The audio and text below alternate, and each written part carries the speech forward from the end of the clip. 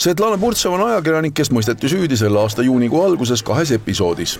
Kõigepealt rahvusvaheliste sanktsioonide rikkumises. See seisnes selles, et ajakirjanikuna tegi ta kaastööd sellistele väljaannetele nagu Rossija Sevodnja, mida juhib sanktsioonide all olev isik Dmitri Kisseljov. Veel karmim süüdistus aga on riigi reetmises. See sisaldab endas Venemaa luureorganisatsiooni FSB endise luureohvitseri Roman Romantsevi teadmisel ja kureerimisel kirjutatud raamatut Hübriidsõda maailma pärast, kus toimub tema Kurski lahing. Süüdistuse kohaselt oli see raamat kirjutatud Venemaa mõjutustegevuse eesmärgil Eestis ja teistes Balti riikides. Harju maakohus karistas Purtsevat liitkaristusena 6-aastase vabaduskaotusega.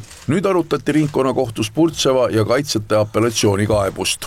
Siin kogu see asja kese on ju selle üle, et kas Eesti Vabariigis on nii-öelda raamatu väljalaskmine, avaldamine, kus on seisukohad, mis ei ühti Eesti peavoolu meedia seisukohtadega, kas see on vaadeldav riigi reetmisena või mitme, ja meie seisukoht on olnud algusest peale üks ja selge, et raamatu kirjutamine, kust on esitatud siis filosoofilisi vaateid, et see ei kujuta endast mitte mingilgi juhul riigi reetmist. Samuti appelleeritakse sellele, et Purtseva ei ole näiteks kaastööde eest Venemaa meediale saanud mingit kasu, mida saaks määrata sanktsioonide rikkumisena, ehk puudub majandusressurss, mida sanktsioneerida.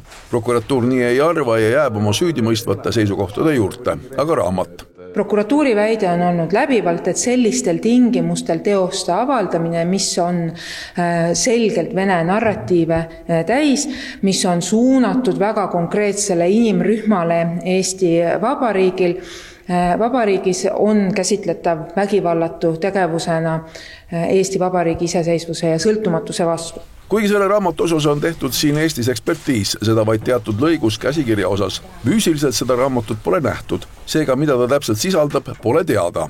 Seda raamatut on selles mõttes nähtud, et ta on kirjastatud, ta on trükitud, teda on reklaamitud interneti vahendusel, aga seoses selle kriminaalmenetlusega, mis tegelikult Svetlana Purtseva peeti kinni peaaegu, et vahetult pärast selle raamatu kirjastamist, siis tõesti laiem levitamine on jäänud unarusse. Raamat avaldati justkui 500 eksemplaris, ei tea kus, keegi pole seda, ükski inimene pole seda ostnud ega lugenud ja nüüd selle üle mõistetakse kohut. Aga reaalselt mingit Eesti Vabariigi vastu mõjutustegevust selles kontekstis kindlasti pole olnud, et ükski Eesti Vabariigi kodanik, võib-olla peale siin uurijate ja prokuröri pole seda raamatut iialgi näinud.